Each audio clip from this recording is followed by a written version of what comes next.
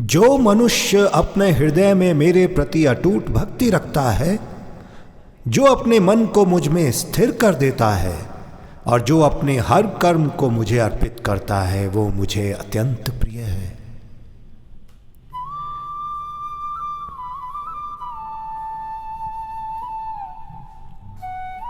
उद्धव, प्रेम वो नहीं जो केवल शब्दों में हो।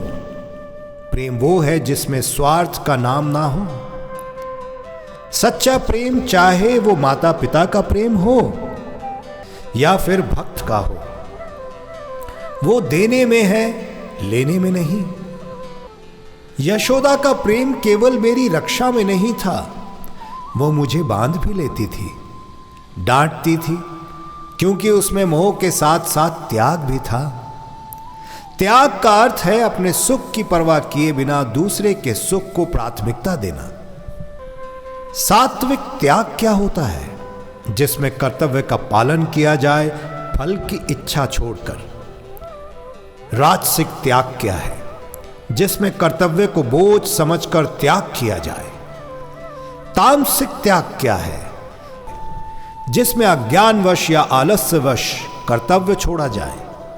सच्चा त्याग वही है जो मन को हल्का कर दे, अहंकार को गले लगाकर विनम्रता भर दे। जो बिना दिखावे के, बिना अपेक्षा के किया जाए, वही दिव्य त्याग है। शांत और संयमित रहना क्या है? जब मन इंद्रियों के वश से निकलकर आत्मा में ही स्थिर हो जाता है, तब वो योगी परम शांति को प्राप्त होता है। संयम केवल बोल और व्यवहार में नहीं, बल्कि विचार में भी होना चाहिए। बाहर का तूफान अंदर की शांति को हिला न सके, यही योग है। जैसे कमल का फूल पानी में रहते हुए भी भीगता नहीं, वैसे ही योगी संसार में रहकर भी लिप्त नहीं होता।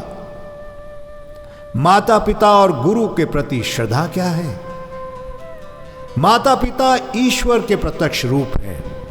उनकी सेवा, उनकी आज्ञा का पालन, उनका सम्मान, यही पुण्य का सबसे बड़ा कदम है। गुरु जीवन का दीपक है। गुरु बिना ज्ञान का पथ अंधकारमय है। जो इन तीन, माता पिता और गुरु को अपने जीवन में सर्वोच्च मान देता है, वो कभी पतन को प्राप्त हो ही नहीं सकता। प्रकृति का सम्मान। हे अर्जुन, जल में जो रस है वो मैं हूं। सूर्य और चंद्रमा में जो प्रकाश है वो मैं हूं। वेदों में जो ओम है वो मैं हूं।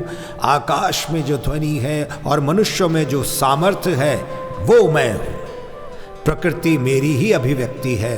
वृक्षों में जो जीवन है वो मेरा अंश है। पर्वतों की अस्थिरता, नदियों की धार, पक्षियों का कलरव, फूलों की सुगंध, ये सब मुझसे ही उत्पन्न है। अर्जुन, जो प्रकृति का सम्मान करता है वो सीधे मुझको पूछता है। ये कामना और क्रोध रजोगुण से उत्पन्न होते हैं और ये ही मनुष्य के विनाश का कारण बनते हैं। कामना में संतोष नहीं होता, वो तो बार बार लौट आती है। इसे केवल संयम, सत्संग और भक्ति से वश में किया जा सकता है। जैसे आग में घी डालने से ज्वाला बढ़ती है, वैसे ही वासनाओं को पूरा करने से उनकी तृप्ति नहीं होती, वो तो और भी प्रबल हो जाती है। ईश्वर भावना और समर्पण क्या है? अपने मन को मुझ में लगा, मेरा भक्त बन, मेरी पूजा कर, मुझे प्रणाम कर। ऐसा करने से तू निश्चय ही मेरे पास आ जाएगा। जब मनुष्य अपने जीवन के हर सुख दुख को ईश्वर को अर्पित कर देता है, तब उसका बोझ हल्का हो जाता है। समर्पण में कमजोरी नहीं, अपितु अपार शक्ति है, क्योंकि तब मनुष्य के साथ केवल उसका प्रयास नहीं, बल्कि ईश्वर की कृपा भी होती है। सच्चे प्रेम का स्वरूप गोपी प्रेम का उदाहरण है। गोपियों का प्रेम मेरे लिए पूजा, मंत्र या यज्ञ से भी महान है। उन्होंने तो मुझे पाने की चाह से नहीं, बल्कि मुझे चाहने की चाह से प्रेम किया। प्रेम में यदि मुझे क्या मिलेगा का भाव आ जाए तो वो सौदा हो जाता है, और यदि मुझे केवल देना है का भाव है तो वो भक्ति बन जाता है।